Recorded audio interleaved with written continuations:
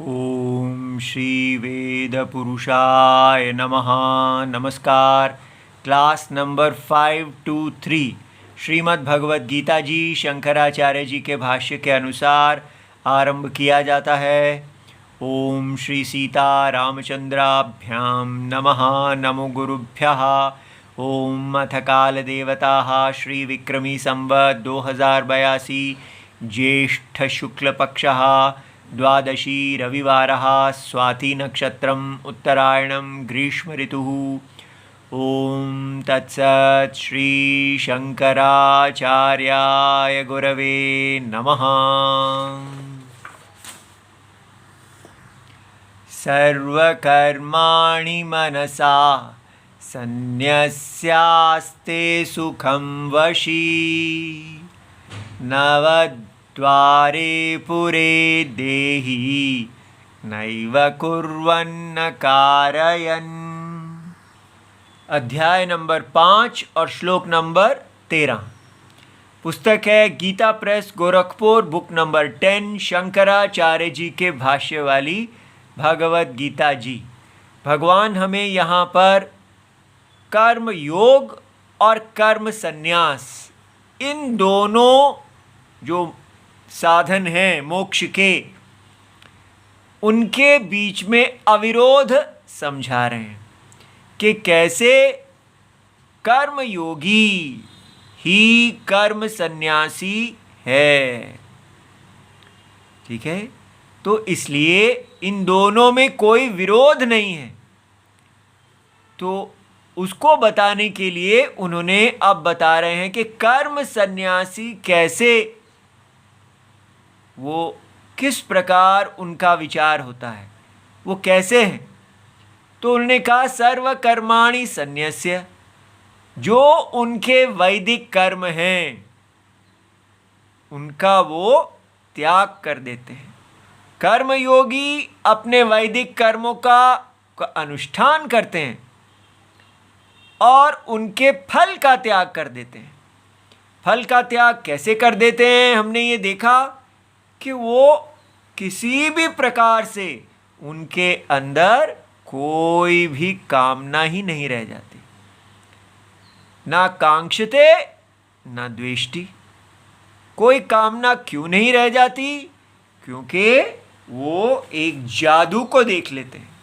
वो कौन सा जादू है? ये हमारे राजा जो विश्वरूप भगवान को देखते हैं, उनको वेद की आंखें मिल जाती हैं, जिससे उनको ये समझ में आता है कि वो एक यज्ञ के अंदर पैदा हुए हैं।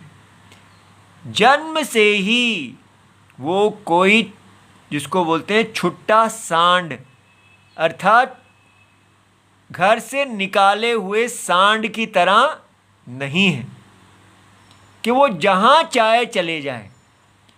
वो एक यज्ञ में जन्म लिए हैं, और यज्ञ कौन है? स्वयं भगवान नारायण ही। जगत की आत्मा ने अज्ञान दृष्टि से एक यज्ञ शरीर पहना हुआ है, उनका शरीर ही यज्ञ रूप है। तो जब बच्चे जन्म लेते हैं तो जिन पिताओं के पास वो जन्म लेते हैं, वो पिताजी पहले ही यज्ञ में आहुति दे रहे होते हैं। देखिए कितना सुंदर है हमारा देश। पूरा देश, सारे लोग भगवान के शरीर के अंदर अपने आप को देखते हैं। कोई अपने आप को भगवान की चरण देखता है, कोई भगवान की जांग देखता है, कोई भुजा देखता है, कोई अपने आप को भगवान का सिर देखता है। और इस प्रकार वो अपने इस धर्म को कर रहे हैं। और वो पिता स्वयं बीज रूप से अपने आप को पुनर्नवा कर लेता है। देखो कितनी कमाल की बात है। जैसे सब पौधे अपने आप को नया कैसे कर लेते हैं, वो बीज बन जाते हैं और बीज बन के अगले साल फिर आ जाते हैं। तो इसी प्रकार ये एक बनाया है कि स्त्री जो है वो भूमि रूप है और पिता बीज रूप है। भूमि और बीज के मिलने से फिर से पौधा आ जाता है। तो वो यज्ञ जो है वो निरंतर चलता रहता है। पिता के पुत्र अपने पिता का स्थान संभाल लेते हैं। इस प्रकार भगवान का जो शरीर है वो रिष्ट पुष्ट बना रहता है। लेकिन अगर ये वर्ण संकरा हो जाए, वर्ण संकरा को सबसे अनिष्ट माना जाता है कि ब्राह्मण का कर्म शूद्र करने लगे, शूद्र का कर्म ब्राह्मण करने लगे, सब सिर का कर्म पैर करे, पैर का कर्म सिर करे, ये वर्ण संकरा है। तो ये जो वर्ण संकरा है ये अधर्म है, ये इष्ट नहीं है। तो इसलिए कर्म योगी अपने पिताजी के कर्म को धारण करते हैं, लेकिन वो कहते हैं कि मुझे इस यज्ञ का दोहन नहीं करना, मुझे इस यज्ञ शरीर से मुक्ति चाहिए, मुझे इस यज्ञ शरीर की आत्मा से प्रीति है। सो उनकी प्रीति अब इस उच्च गति की तरफ नहीं रह जाती, उनकी प्रीति की दिशा अंतर हो जाती है। वो बहिर्प्रीत से अंतरप्रीत हो जाते हैं। जब वो अंतरप्रीत हो जाते हैं तो उनका कोई राग और द्वेष रहता ही नहीं है। वो इस यज्ञ से कुछ भी आकांक्षा नहीं रखते। यज्ञ उनको इसी यज्ञ के अंदर या देवता दे सकता है, ब्रह्मा जी सूक्ष्म शरीर में जन्म दे सकता है, स्थूल शरीर में जन्म दे सकता है, स्थूल शरीर के अंदर भी ब्राह्मण क्षत्रिय शूद्र इत्यादि पेड़ बना सकता है, अनेक पक्षी बना सकता है, ये सब जो भी अनेक रूप हैं, या इससे बाहर कहीं अमेरिकन बना सकता है, कुछ भी बना सकता है। लेकिन उनको अब इस यज्ञ के स्वामी जगत की आत्मा से प्रीति है। क्यों है ये प्रीति? ऐसा क्या है उनके अंदर? क्योंकि वो उनका सत्य है। जगत की आत्मा वो देखते हैं कि ये नित्य है, ये शरीर जो है ये माया है, ये अविद्या कल्पित है, यह ज्ञान में ये यज्ञ दिख रहा है, वास्तव में यहाँ कोई यज्ञ है ही नहीं, ये स्वप्न के तुल्य है। तो स्वप्न के अंदर क्या आकांक्षा करनी? वो स्वप्न की आत्मा की आकांक्षा करते हैं। तो ये कर्म योगी हैं। लेकिन कर्म सन्यासी क्या है? वो अब इस यज्ञ में कार्य कर ही नहीं रहे। ठीक है, तो वो अपने मन से, मनसा अर्थात विवेक बुद्धिया, जो कौन सा विवेक? कर्मणि अकर्म यः पश्येत। अकर्म कर्म आदि में जो अकर्म देखते हैं, संदर्शनेन, वो सर्वत्र देखते हैं कि ये जो पूरा स्वप्न है यहाँ पर, ये तो कर्म की प्रतीति है, ये वर्चुअल एक्शन है, वास्तव में नहीं है। आत्मा में एक दुनिया दिख रही है और जिसमें लग रहा है कि यहाँ महाभारत युद्ध हो रहा है, ये हो रहा है, वो हो रहा है, कितना कुछ युद्ध हो रहा है, लेकिन वास्तव में वो सब एक प्रतीति है, एक परसेप्शन है, और वो उसकी आत्मा को देख लेते हैं। इसलिए वो आस्ते तिष्ठति सुखम, वो अंतरात्मा हो जाते हैं, अर्थात अपने आप को जगत की आत्मा देख लेते हैं। तो ये हमने देखना है कि कैसे वर्णन होता है आत्मज्ञानी का, लेकिन उसको बिल्कुल वैसा ही कर्मयोगी भी वैसे ही है। कर्मयोगी भी देह में सुख से रह रहे हैं। और कैसे रह रहे हैं? कोई कामना नहीं है, सारी कामनाओं का संन्यास कर दिया। बस इतना ही भेद है कि कर्मयोगी अपने कर्म को कर रहे हैं, लेकिन करते हुए भी वो अकर्ता आत्मा में प्रीति रखे हुए हैं, और उनके अंदर कोई कामना नहीं है फल की। और कर्म सन्यासी कर्म का त्याग कर देते हैं और वो केवल शरीर स्थिति के लिए ही कर्म करते हैं। ये बात समझ में आई। अब यहाँ पर पिछले 2 कक्षाओं से आप इस पैराग्राफ पे चिपके हुए हैं, आगे नहीं जाना है क्या? देखिए भगवान कह रहे हैं ये धीरे चलिए, धीरे चलिए। देखिए यहाँ भगवान ने कहा सर्व कर्माणि, इसका अर्थ है नित्य, नैमित्तिक, काम्य और प्रतिषिद्धम। 4 प्रकार के कर्म। इसी 4 प्रकार के कर्म में ही सारा खेल है। ध्यान से देखिए, हम कहते हैं कि इसकी डेफिनेशन क्या है? प्रतिषिद्ध माने डोंट्स। हर एक जगह हम जाते हैं वहां होता है डूज एंड डोंट्स, कुरु मां कुरु। तो प्रतिषिद्ध जैसे मम्मी को माता जी कहती हैं बेटा ये मत करो, ये करो, स्कूल का होमवर्क करो, खेलो मत, ठीक है, इस समय पढ़ाई करो, इस समय खेलो। तो जो चीज़ों पे रोक लगा दी जाती है उसको प्रतिषिद्ध कर्म कहते हैं। और जो विहित कर्म, विहित माने जो कहे गए हैं, तो वो क्या होते हैं? नित्य कर्म क्या है भाई? रोज़ आपको स्कूल का काम करना है, आपको रोज़ ऑफिस जाना है। इस प्रकार सबका अपना अपना नित्य कर्म है। बच्चों का अपना कर्म है, पिताजी का कर्म है, माताजी का कर्म है, सब अपने अपने जॉब में लगे हुए हैं। और कुछ है जो उनको हर रोज़ नहीं करना होता, किसी निमित्त से करना होता है। घर में कोई शादी आदि आ जाती है तो वो कार्य भी कर लेते हैं, या पार्टी आदि आ जाती है वो कर लेते हैं।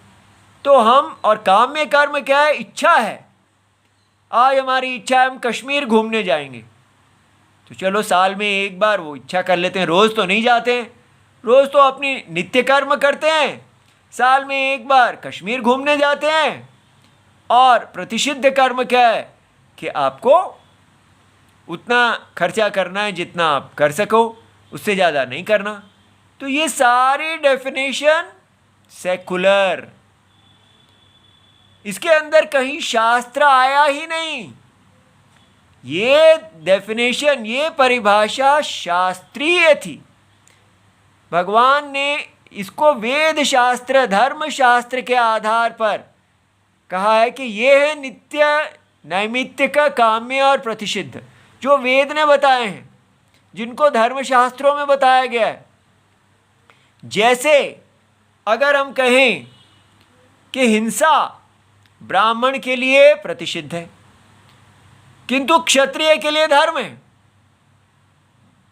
धर्म रक्षा के लिए भी ब्राह्मण हिंसा नहीं करते, ठीक है। तो इसलिए अहिंसा परमो धर्मः जो कहा जाता है, ये आगे लिखा है उसी श्लोक में कि ब्राह्मण के लिए, किंतु क्षत्रिय के लिए अहिंसा परमो धर्मः नहीं है। तो इसलिए कैसे हमको कहा गया है कि यूनिवर्सल है सारा ये धर्म, सबके लिए नहीं है। स्त्री के लिए धर्म है परतंत्रता, उनको धर्म में सदा परतंत्र रहना चाहिए, ठीक है, पिता के अधीन रहना चाहिए, पति के अधीन रहना चाहिए, पुत्र के अधीन रहना चाहिए। ये क्या बात है, ठीक है, क्योंकि ऐसा शास्त्र है कि स्त्री जो है वो माया के स्वरूप की हैं। भगवान के 2 रूप हैं, माया और मायावी। तो माया का परतंत्र रूप है, तो पुत्र के अधीन क्यों रहना चाहिए? पुत्र तो उनका छोटा है, वो पुत्र जो है वो पति ही पुत्र रूप में आया है। इसलिए पति अगर चले गए तो पुत्र अपने पिताजी के कार्य को करेंगे, क्योंकि जैसे उन्होंने अपने सारे पिताजी के धर्म को संभाला है, तो माता की रक्षा करना वो पिताजी ही कर रहे हैं। आप ऐसा क्यों कहते हैं कि पुत्र तो छोटे हैं, वो अपनी माता की पूजा करेंगे, उनके चरण स्पर्श करेंगे और उनकी रक्षा करेंगे। तो इसको ऐसा आप क्यों बताना चाहते हैं कि माता जी जैसे पिता के पुत्र की तानाशाही के नीचे आ गई? कोई तानाशाही नहीं है।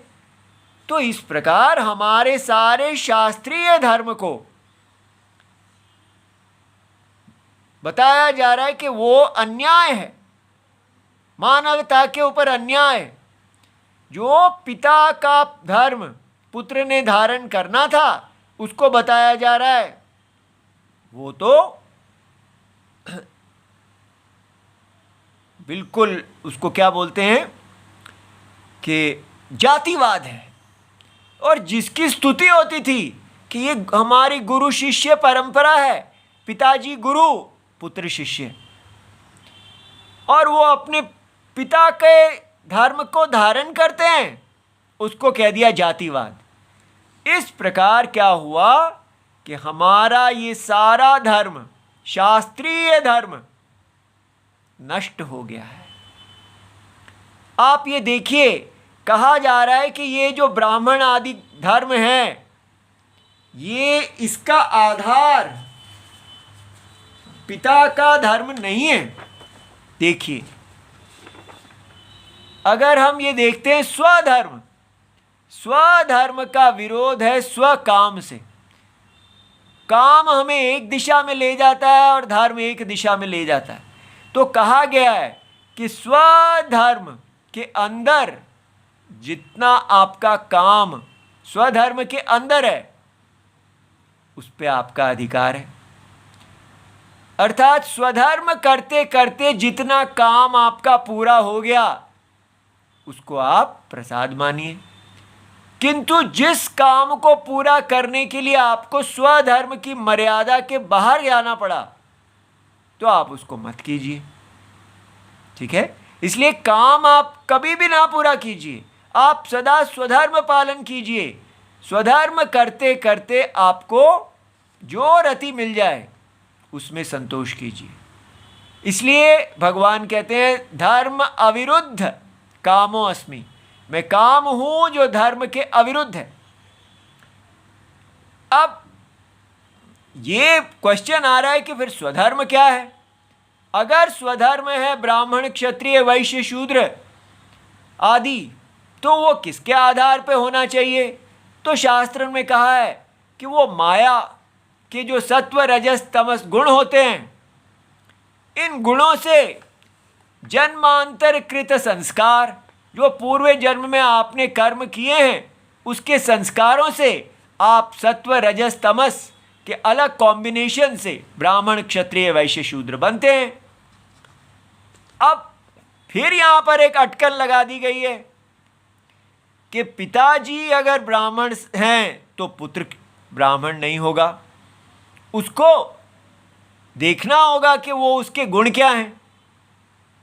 तो ऐसे करके क्या कर दिया गया है कि हमारे पूरे महाभारत को, रामायण को, पुराणों को, सारे ग्रंथों को अनार्ष, कि वो आर्ष ऋषि परंपरा के विरुद्ध हैं, क्योंकि उन सब ग्रंथों में पिता पुत्र संप्रदाय ही देखा जाता है। तो इसलिए हमें कह दिया नहीं नहीं वेद में ऐसा नहीं था, वहां भी ये है, लेकिन कौन सामान्य लोग उसको नहीं जानते हैं। इस प्रकार मोह फैला के कि हमारा जो हिंदुइज्म है वो रास्ते में कहीं भटक गया। कहाँ भटका? महाभारत में भी भटका हुआ था, रामायण में भी भटका हुआ था, सारे पुराणों में भी भटका हुआ था। तो कहीं आदि काल में वो ठीक था। इसलिए हमको वही आर्य बनना है, और कोई वर्ण आश्रम धर्म जो है वो पिता पुत्र संप्रदाय का नहीं होगा। अपनी मर्जी से देखिए, आपको ब्राह्मण कर्म की रुचि है तो वो कर लीजिए, तो फिर तो ये स्वकाम ही बन गया। अगर आपने अपनी रुचि से ही चलना है तो ये तो स्वकाम है। तो इसलिए आप एक उदाहरण देखिए, ऐसा कहा जाता है कि परशुराम जी वो राजा वो ब्राह्मण जमदग्नि और रेणुका के पुत्र थे। और परशुराम जी जो थे, अब वो ब्राह्मण थे, लेकिन वो क्षत्रिय स्वभाव से पैदा हुए थे। क्यों? क्योंकि उनसे जमदग्नि के पिताजी ऋचिक थे, जिनकी पत्नी सत्यवती थी। तो ऋचिक ने अपनी पत्नी से बहुत प्रसन्न हुए उनकी गुरु सेवा से, तो उन्होंने वर कहा। तो सत्यवती ने कहा कि मेरी सास के पास पुत्र नहीं है, आप मेरी सास के लिए पुत्र दीजिए। तब ऋचिक महात्मा ने सत्यवती को एक यज्ञ का कोई भोजन दिया और कहा कि ये आपके लिए है और ये आपकी माता जी के लिए है। तो जो सत्यवती को दिया उससे उनको ब्राह्मण पैदा होना था, और जो माता जी को दिया उससे उनको क्षत्रिय पैदा होना था। लेकिन वहाँ जब वो अपनी माता जी के पास गई तो माता जी बड़ी चालाक थी। उन्होंने कहा अवश्य ही उन्होंने तुमको अच्छा वाला दिया होगा और मुझे खराब वाला दिया होगा। तो बेटी भोली थी, उसने कहा कोई बात नहीं माता जी, आप मेरा वाला खा लीजिए। तो उससे क्या हुआ कि माता जी को क्षत्रिय पुत्र पैदा हो गया, माता जी को ब्राह्मण पुत्र पैदा होने लगा और पुत्री को क्षत्रिय। तो जब ये बात आके सत्यवती ने अपने पति से बताई तो उन्होंने कहा अब ऐसा ही होगा, आपको क्षत्रिय, और क्षत्रिय जो हैं वो बड़े राजसिक होते हैं, क्रूर होते हैं, ऐसा पुत्र आपको पैदा होगा। तब उन्होंने कहा ऐसा ना हो, आप ऐसा कीजिए कि अगली मेरा जो आगे है पुत्र उसको पैदा हो जाए।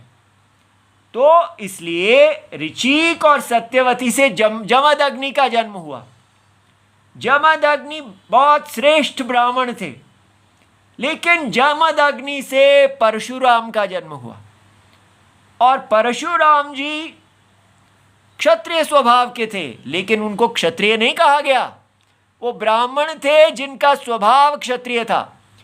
ये लोग जो कह रहे हैं कि हम गुणों से चेक करेंगे, जिसका जो गुण है वो वही होगा, तो फिर ऐसा होना चाहिए था कि कहा जाता कि जमदग्नि के पुत्र क्षत्रिय पैदा हुए, लेकिन ऐसा नहीं कहा गया। कहा गया कि परशुराम जी ब्राह्मण हैं क्षत्रिय स्वभाव के। और उधर जो सत्यवती की माता, जिनको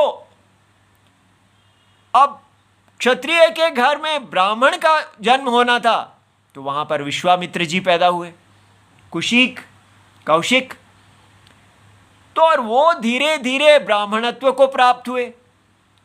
तो इसलिए ये बात समझ में आ रही है कि शास्त्र में सदा पिता के अनुसार ही पुत्र है, और ये बात में हमारे देश में एक संशय पैदा करके सबको मोहित कर दिया गया है। जब ये कह दिया कि पिता और पुत्र का कोई संबंध नहीं है, पिता अलग है पुत्र अलग है, तो क्या हुआ, हम पिता पुत्र परंपरा से ही टूट गए, सब बाजार में पहुंच गए। अब अगर कोई कहता है मुझे वेद पढ़ना है, तो वो बाजार में अपने वेद को बेचता है। जो कहता है मुझे बिजनेस करना है, वो बाजार में अपने बिजनेस कर रहा है। जो कहता है मुझे आर्मी में जाना है, मैं क्षत्रिय स्वभाव है, वो बाजार में क्षत्रिय है। सारे जो है वो बाजार में चले गए, यज्ञ समाप्त हो गया। हम जो हमारे हिंदू वैदिक धर्म का सबसे मूल था, ये एक निरंतर नित्य वैदिक यज्ञ तपस्या, जो एक ज्ञान गंगा थी, वैदिक यज्ञ कभी जाता ही नहीं था। पिता चले गए, पुत्र आ गया, फिर वो चले गए, फिर पुत्र आ गया, सारी पुत्रियां जुड़ती गई और वो भूमि का काम करती गई, बीज बीज का काम करते रहे। जैसे भूमि और बीज मिलके नए नए पौधे बनाते रहते हैं, वैसे ही होता रहा। लेकिन कैसे ये काम, जो बाजार के अंदर सबके अंदर इच्छा आ गई कि हम यज्ञ को छोड़ दें और काम में चले जाएं, हमको मोहित कर दिया गया। सारे गुरु नष्ट हो गए और ऐसे गुरु आ गए जिन्होंने वर्णाश्रम धर्म को सिखाया कि ये गुरु शिष्य माने पिता पुत्र परंपरा नहीं है। पिता पुत्र परंपरा जातिवाद है, महापाप है, हमारे हिंदुओं को गिराने वाली है। ये क्यों किया गया? क्योंकि ये उन्होंने कहा कि इस प्रकार सारे हिंदुओं को हम जोड़ नहीं सकते, और इस प्रकार हिंदुओं को जोड़ने के लिए उन्होंने अंदर से यज्ञ को तोड़ दिया। अब ये आपके सामने रखी गई है बात, आपको स्वयं देखना है। कैसे देख पाएंगे कि हमारा यज्ञ हमारा हिंदुइज्म है या फिर कोई पिता पुत्र संप्रदाय नहीं है और केवल बाजार संप्रदाय है? तो आपको स्वयं देखना है। हर व्यक्ति के हृदय में कैसे देखा जाएगा, कैसे आप काम को जीतेंगे? और उसका एक ही उपाय है, जैसे हमने देखा है। राम, हे राम जी आप गुरुजी हैं। सारी दुनिया झूठ बोल सकती है, सब गुरुजन झूठ बोल सकते हैं, वो कामुकता से पीड़ित हो सकते हैं, लेकिन आप कामुकता से पीड़ित नहीं हो सकते। आप एक बात जानिए, ये इस्लाम, ये क्रिश्चियनिटी, ये जहाँ जहाँ गई, इसने वहाँ के जो मूल पूजा पद्धतियाँ थी सबको नष्ट कर दिया। लेकिन भारत 1000 साल से मार खाता हुआ भी अभी तक बना हुआ है। क्यों बना हुआ है? क्योंकि सब कुछ नष्ट कर दो, मंदिरों को नष्ट कर दो, ब्राह्मणों को नष्ट कर दो, सारा यज्ञ भी नष्ट कर दो, लेकिन एक चीज़ है जिसको कोई नष्ट नहीं कर पाता, और वो है जगत की आत्मा। हमारा धर्म इस जगत की आत्मा पर आश्रित है। जगत की आत्मा भगवान नारायण, हम सब की आत्मा, उसको कोई नष्ट नहीं कर सकता। यदि हम इस आत्मा में शरण लेते हैं, भगवान में शरण लेते हैं, जिस क्षण शरण लेते हैं उसी क्षण हमारा पाप क्षय होता है और हमें ज्ञान चक्षु मिलते हैं, हमें गुरुजी मिल जाते हैं। एक शिष्य को, भटके हुए शिष्य को गुरुजी मिल जाएं, वो गुरुजी जो सर्वज्ञ हो, सर्व शक्तिमान हो, हर प्रकार से सुरक्षा करने में संपन्न हो, तो और क्या चाहिए मेरा बेटा, और क्या चाहिए? क्यों हम इस बात को देरी कर रहे हैं? आप बस अंतरात्मा भगवान राम राम राम राम, अंतरात्मा भगवान को पकड़ लीजिए। अपने आप ये सब देख लेंगे। वेद के शास्त्र, पिता और पुत्र परंपरा आदि सब की महत्वता आपको समझ में आ जाएगी। और दुनिया में मोहित करने वाले ये गुरुजन या आचार्यजन जो बड़े बड़े बातें कर रहे हैं, हमें तर्क बुद्धि से मोहित कर रहे हैं, आप स्वयं जान जाएंगे। यदि आपको लगे कि हम भी आपको मोहित कर रहे हैं, तो भी राम जी तो प्रमाण है ना। यदि राम जी कह दें कि नहीं, ये जो कह रहे हैं ये मोहित है, मोह है, तो आप हमारी बात ना सुनना, ठीक है? हम यहाँ पर अपना मत प्रचार करने नहीं आए हैं। उससे हमें क्या मिल जाएगा? कल हम यहाँ पर मरे पड़े हों तो क्या मिल जाएगा हमको यहाँ पर इतना शोर मचा के?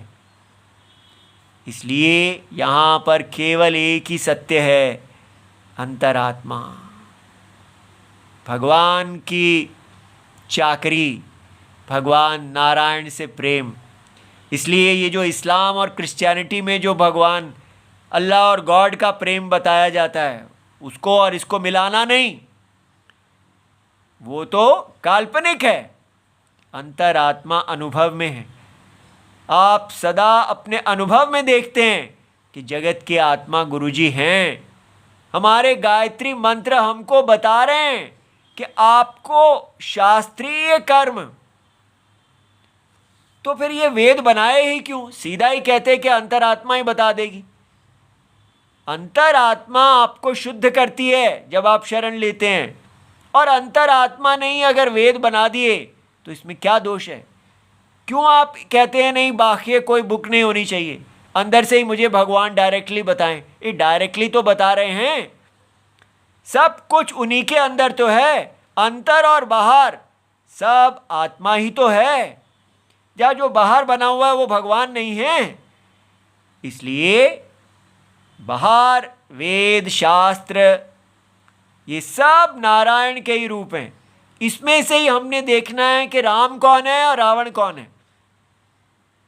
रावण भी भगवान का ही रूप है, उन्हीं की माया से बना है, लेकिन उन दोनों में विवेक करना हमको आना चाहिए।